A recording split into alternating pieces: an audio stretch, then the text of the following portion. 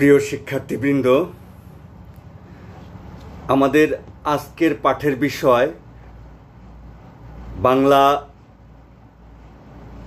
বিষয়ের স্নাতক সম্মান শ্রেণীর দ্বিতীয় বর্ষের দ্বিতীয় কোর্স, অর্থাৎ প্রাচীন ও মধ্যযুগের কাব্য। তোমরা জানো এই কোর্সে আমরা 4টি কাব্য পড়ব। তোমরা ইতোমধ্যে পাঠ্যক্রম পেয়ে গেছো। প্রথম কাব্যটি হচ্ছে চর্যাপদ। তা আজকের আমাদের আলোচনার বিষয় এই চর্যাপদের যে আবিষ্কার, এই আবিষ্কারের কাহিনী এবং বাংলা সাহিত্যের প্রেক্ষাপটে বা বাংলা সাহিত্যের ইতিহাসের প্রেক্ষাপটে এর অবস্থান বা এর গুরুত্ব বা এর ভূমিকা। তো প্রাথমিকভাবেই চর্যাপদ এই শব্দটির সাথেই একটি নাম চলে আসে। নামটি হচ্ছে হরপ্রসাদ ভট্টাচার্য। 1853 সালে তার জন্ম এবং 1931 সালে তিনি প্রয়াত হন। তোমরা হরপ্রসাদ ভট্টাচার্য এই নামটিকে তোমরা যে নামে চিনে থাকো, মহামহোপাধ্যায় হরপ্রসাদ শাস্ত্রী। তো মহামহোপাধ্যায় এই যে এটি তার উপাধি, এই উপাধিটি তৎকালীন সরকার অর্থাৎ ব্রিটিশ সরকার 1898 সালে তাকে প্রদান করেন। আর শাস্ত্রী শব্দটি একাডেমিক অর্থাৎ তার যে প্রাতিষ্ঠানিক লেখাপড়া, সেই লেখাপড়ার সাথে তিনি যখন বিএ পাশ করেন এবং বিএ পাশ করার পরে এমএ ডিগ্রির সাথে তিনি এই উপাধিটি পান, শাস্ত্রী উপাধিটি তিনি পান। এই কারণেই তার নামটা পরবর্তীতে হরপ্রসাদ ভট্টাচার্য থেকে অধিক পরিচিতি লাভ করে মহামহোপাধ্যায় হরপ্রসাদ শাস্ত্রী। এবং তাকে তোমরা আরও জেনে থাকবে আমাদের ঢাকা বিশ্ববিদ্যালয়ের ইতিহাসের প্রসঙ্গে। তিনি ঢাকা বিশ্ববিদ্যালয় প্রতিষ্ঠার পরবর্তীতে এখানে যখন বাংলা বিভাগ চালু হয় এবং সেই বাংলা ও সংস্কৃত বিভাগে তিনি যোগদান করেন এবং 3 বছর শিক্ষকতা করেন। এবং হরপ্রসাদ শাস্ত্রীর জন্ম আমরা জানি খুলনাতে, পরবর্তীতে কলকাতায় গিয়ে তিনি লেখাপড়া করেন প্রেসিডেন্সি কলেজে। যাই হোক, লেখাপড়ার পর্ব শেষ করে তিনি প্রথম তার পেশা ছিল শিক্ষকতা একটি স্কুলে, হেয়ার স্কুলের শিক্ষকতা করতে করতেই তিনি যোগদান করেন সংস্কৃত কলেজে অধ্যাপনার কাজে। সংস্কৃত কলেজে দীর্ঘকাল তিনি অধ্যাপনা করেন, কিন্তু সংস্কৃত কলেজে অধ্যাপনার সাথে সাথেই তিনি বিভিন্ন কাজের সাথে যুক্ত হন। 1885 সালে তিনি এশিয়াটিক সোসাইটির সদস্য নির্বাচিত হন। তখন এশিয়াটিক সোসাইটিতে বিখ্যাত ভারততত্ত্ববিদ বা প্রাচ্যতত্ত্ববিদ রাজেন্দ্রলাল মিত্র ওখানে তখন কাজ করেন। 1886 সালে তিনি বেঙ্গল লাইব্রেরির গ্রন্থাগারিক পদে যোগ দেন। এবং এই যে বেঙ্গল লাইব্রেরির গ্রন্থাগারিক পদে যোগ দেওয়ার সূত্রে তার জীবনের যে কর্ম, সেই কর্মের একটা পট পরিবর্তিত হয়ে যায়। বেঙ্গল লাইব্রেরিতে প্রবেশ করে উনি দেখেন ওখানে অসংখ্য বই, প্রচুর পুঁথি, হাতে লেখা পুঁথি এবং ছাপানো পুঁথি, যেগুলো কলকাতায় প্রকাশিত হতো, কিন্তু মধ্যবিত্ত পাঠক এইসব বইয়ের সাথে তাদের কোনো সম্পর্ক ছিল না। এইসব পুঁথি তার মধ্যে প্রবল আগ্রহ তৈরি করে এবং এইসব পুঁথির বেশিরভাগই পদাবলী এবং জীবন চরিত্র বিষয়ক। তো যাই হোক, এখানে কাজ করতে করতেই তার পুঁথির প্রতি একটি তীব্র আগ্রহ তৈরি হয় এবং একই সাথে তিনি এশিয়াটিক সোসাইটিতে ছিলেন এবং এশিয়াটিক সোসাইটিতে তিনি কাজ শুরু করেন 1891 সালে প্রাতিষ্ঠানিকভাবে। 1891 সালে রাজেন্দ্রলাল মিত্র মারা যাওয়াতে ওই পদের অধিকারী তিনি হন। ওই 1891 সালেই হরপ্রসাদ শাস্ত্রী একটা প্রবন্ধ পাঠ করেন। সেই প্রবন্ধটা অনেকটা বাংলা সাহিত্যের এক ধরনের পরিচয় দেয়া, এবং ওই প্রবন্ধে তিনি 150 জন বাংলা কবির নাম উল্লেখ করেন। অনেক কবি, অনেক বিদ্বজ্জন, অনেক পণ্ডিত ওই আলোচনায় আসেন অংশ নেওয়ার এবং তাদের মধ্যে আগ্রহ তৈরি হয়। তো যাই হোক, এই যে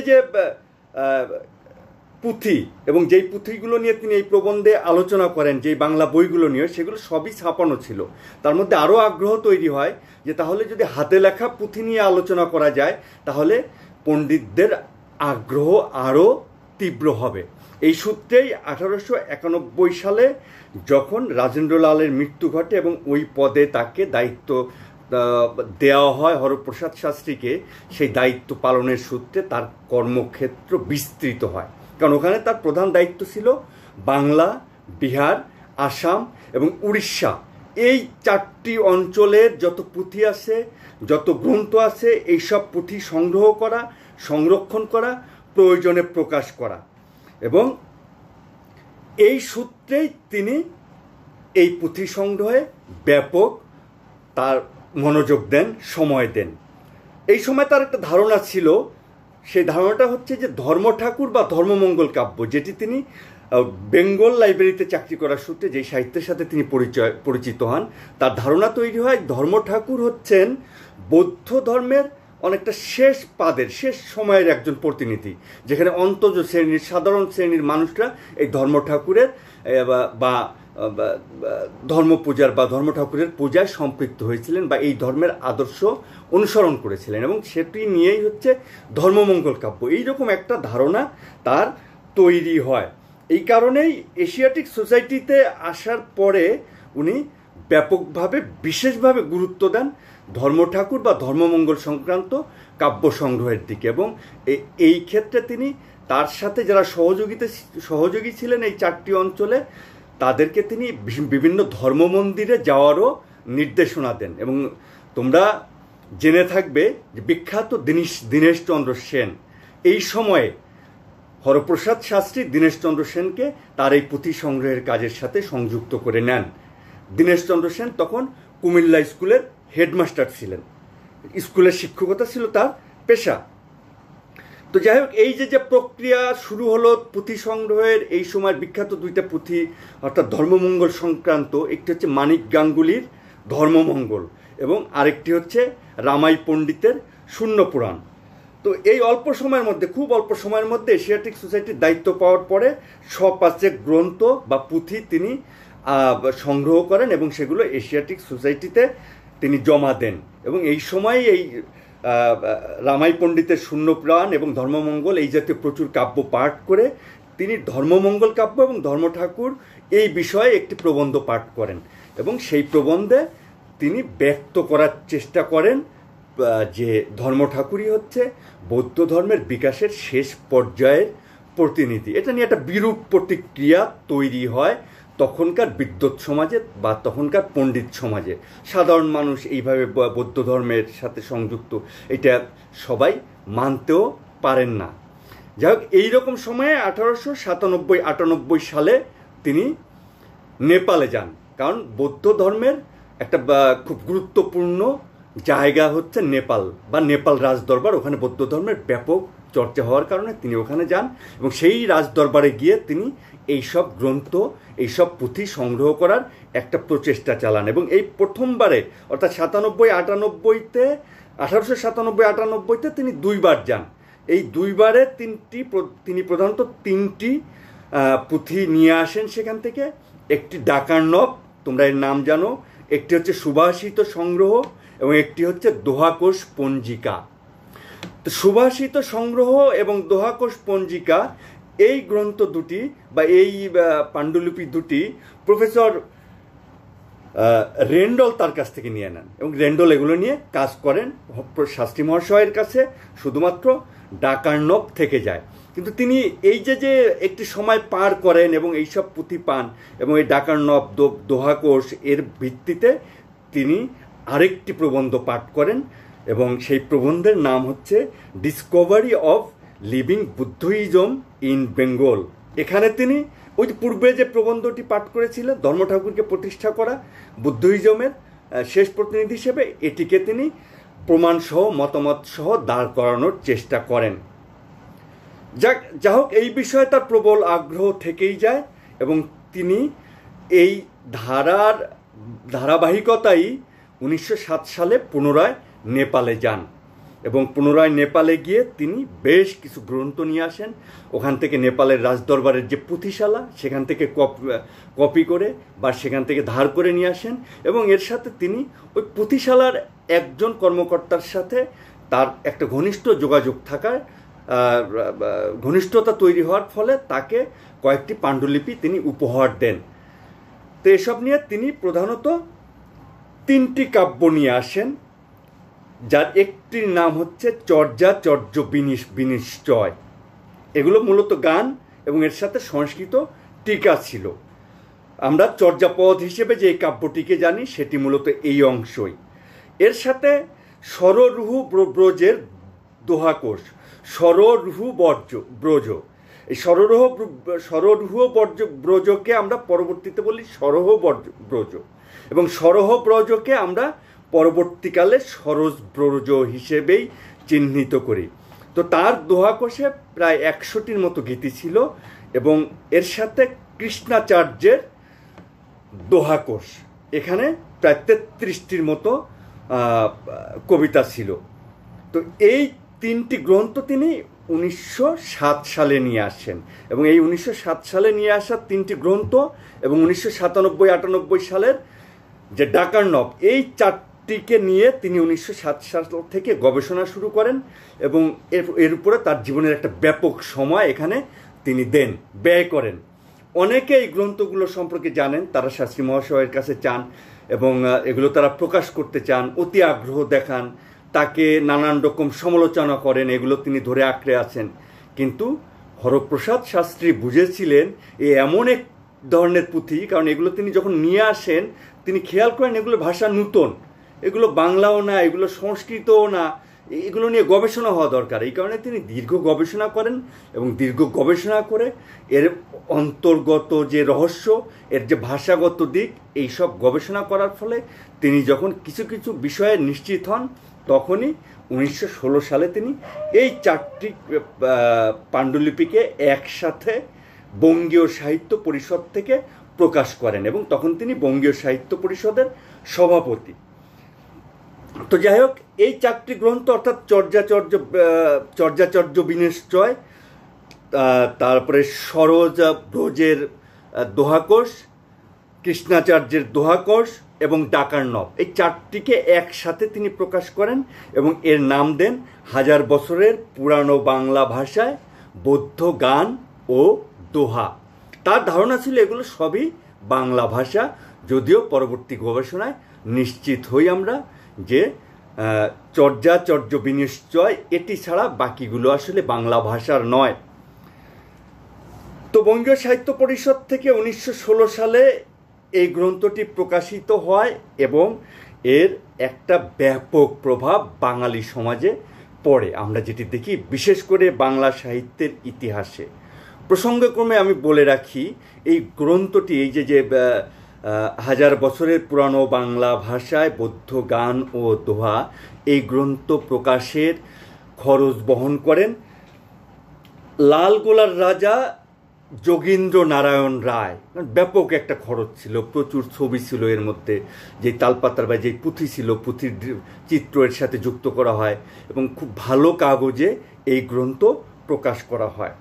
তো যাই হোক, এভাবেই আমরা এই গ্রন্থটির নাম জানি যে 1000 বছরের পুরানো বাংলা ভাষায় বৌদ্ধ গান ও দোহা। পরবর্তীকালে চর্যাপদ নিয়ে অনেক গবেষণা হয়েছে এবং আমরা জানি সুকুমার সেন পরবর্তীতে এই চর্যাপদগুলোর তিনি ভাষারূপ দিয়ে নতুনভাবে প্রকাশ করেন, তার নামকরণ করেন তিনি চর্যাগীতি পদাবলী। এবং আমরা আরও জানি ডক্টর মোহাম্মদ শহীদুল্লাহ এই গ্রন্থেরই একটি নতুন রূপ দেন এবং নতুন রূপ বলতে হচ্ছে নতুন করে প্রকাশ করেন তিনি সম্পাদনা করে এবং তার নাম দেন চর্যাপদ। এবং গোটা বাংলা ভাষাভাষীর মধ্যে, পণ্ডিতদের মধ্যে শেষ পর্যন্ত চর্যাপদ নামটি হচ্ছে ব্যাপকভাবে গৃহীত হয়, জনপ্রিয় হয় এবং স্বীকৃতি পায়।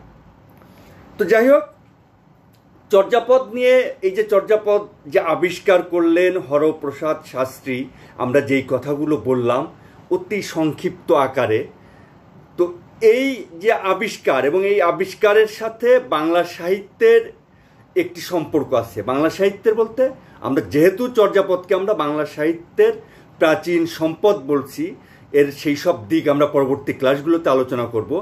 আজকে প্রধানত আমরা আর বাকি যেই অংশটি আলোচনা করব যে বাংলা সাহিত্যের ইতিহাসের যে চর্চা, সেই চর্চার সাথে চর্যাপদের আবিষ্কারের গুরুত্বটা কি, সম্পর্কটা কি। তাহলে আমাদের জানতে হবে বাংলা সাহিত্যের ইতিহাস বিষয়ে। তো বাংলা সাহিত্যের ইতিহাস কীরকম? তোমরা নবজাগরণের কালটা জানো, অর্থাৎ সিপাহী বিদ্রোহের আগের কালে, অর্থাৎ বিদ্যাসাগর যখন বাংলা ভাষার চর্চা করছেন, সারা ভারতবর্ষে বিশেষ করে বাংলা অঞ্চলে যখন প্রচুর প্রচুর শিক্ষা প্রতিষ্ঠান প্রতিষ্ঠিত হচ্ছে, বাংলা বই রচিত হচ্ছে এবং তরুণদের মধ্যে, যুবকদের মধ্যে একটি স্বাধিকার বোধ, একটি স্বাতন্ত্র্য বোধ জাগ্রত হচ্ছে, এর ভিত্তিতে যে নবজাগরণ তৈরি হলো, সেই নবজাগরণের সময়ও অধিকাংশ বাঙালি জানতেন বাংলা এমন একটি ভাষা যেটি বিদ্যাসাগর মহাশয় জন্ম দিয়েছেন, তার হাতেই এটি তৈরি হয়েছে, এর আগে পরে এর কোনো সম্পর্ক নেই, এইরকম একটা ধারণা তাদের মধ্যে ছিল। এটি হরপ্রসাদ শাস্ত্রী তার এই চর্যাপদের ভূমিকা এই কথাটি তিনি বলেছেন। এবং তখন প্রধানত বাংলা কাব্য বলতে রামায়ণ, অর্থাৎ কাশিরাম কীর্তিবাসের রামায়ণ, কাশিরামের মহাভারত, মুকুন্দরামের চণ্ডীমঙ্গল এবং ভারতচন্দ্র রায় গুণাকরের অন্নদামঙ্গল, এই কাব্যগুলোই কিছুটা পরিচিত ছিল। আর তোমরা মনে রাখবে এই যে বাংলা ভাষা, এর সাথে মধ্যবিত্তের আসলে এক ধরনের দূরত্ব ছিল, যে আধুনিক শিক্ষায় শিক্ষিত, ইংরেজি শিক্ষায় শিক্ষিত যে মধ্যবিত্ত, তাদের সাথে এই প্রচলিত বাংলা ভাষার, মধ্যযুগীয় কাব্যের যে বাংলা ভাষা, বৈষ্ণব পদাবলীর যে বাংলা ভাষা, চরিত সাহিত্যের যে বাংলা ভাষা, এই বাংলা ভাষার সাথে তাদের একটা দূরত্ব ছিল। তারা বরং সংস্কৃত ভাষা জানতেন এবং ইউরোপীয় ভাষাগুলো ব্যাপকভাবে শেখার চেষ্টা করেন। এর ব্যতিক্রম আমরা এই যে বিদ্যাসাগর মহাশয় এবং তার আগে থেকে ফোর্ট উইলিয়াম কলেজের কিছু পণ্ডিত, তাদের মধ্য দিয়ে বঙ্কিমচন্দ্র, এইভাবে আমরা এটা বিকশিত হতে দেখি, খুব বেশি মানুষের মধ্যে কিন্তু নয়। তো যাই হোক, সেই বাংলা সাহিত্যের ইতিহাস চর্চা যদি আমরা দেখি, রামমোহন রায় শুরু করেন। রামমোহন রায়ের সময়কাল তোমরা জানো যে 1772 থেকে 1833।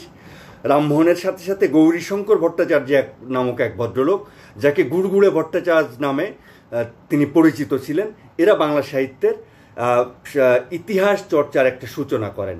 অর্থাৎ এই ইতিহাসকে কোনো বাংলা সাহিত্যের, অর্থাৎ মধ্যযুগের শেষ পাদের বা বটতলার পুঁথির কোনো বাংলা সাহিত্যের সাথে এরা পাঠকের পরিচয় করিয়ে দেন। এটি সূচনা। এবং আমরা এরপরে একটা সময়ের কথা আমরা বলতে পারি, ধরো 1830 থেকে 1871 সাল পর্যন্ত এই যে সময়টা, এই সময়টা আমরা দেখি বেশ কিছু বাঙালি বাংলা সাহিত্যের সাথে বাঙালিদের, আধুনিক বাঙালিদের, নতুন শিক্ষিত বাঙালিদের পরিচয় করিয়ে দিচ্ছেন। হরচন্দ্র, বিখ্যাত কবি রঙ্গলাল বন্দ্যোপাধ্যায়, ঈশ্বরচন্দ্র গুপ্ত, কবি ঈশ্বরচন্দ্র গুপ্ত, বঙ্কিমচন্দ্র এদের মধ্যে অন্যতম। কিন্তু এরা স্বতন্ত্র কোনো ইতিহাস রচনা করেননি, কাঠামোবদ্ধ কোনো ইতিহাস রচনা করেননি বাংলা সাহিত্যের। এরা বাংলা সাহিত্যের বিভিন্ন টেক্সটের সাথে, বিভিন্ন গ্রন্থের সাথে, বিভিন্ন অংশের সাথে পাঠককে পরিচয় করিয়ে দিচ্ছেন। এরপরে 1872 সালে একটা ঘটনা ঘটে, সেটি হচ্ছে রামগতি ন্যায়রত্ন নামে এক ভদ্রলোক, তিনি বাংলা ভাষা ও সাহিত্য বিষয়ক প্রস্তাব নামে একটি গ্রন্থ রচনা করেন। এই গ্রন্থই হচ্ছে বাংলা সাহিত্যের ইতিহাস বিষয়ক প্রথম গ্রন্থ, একটি স্বতন্ত্র গ্রন্থ যদি বলি।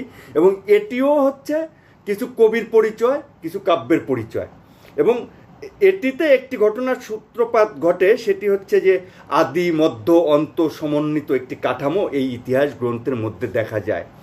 কিন্তু সেটি দেখা গেলেও 1872 সালে যে গ্রন্থ প্রকাশিত হয়, সেই গ্রন্থের ভিত্তিতে আমরা জানতে পারি যে বাংলা সাহিত্যের ইতিহাস 200-300 বছরের, এইরকম একটা ধারণা আমাদের তৈরি হয়।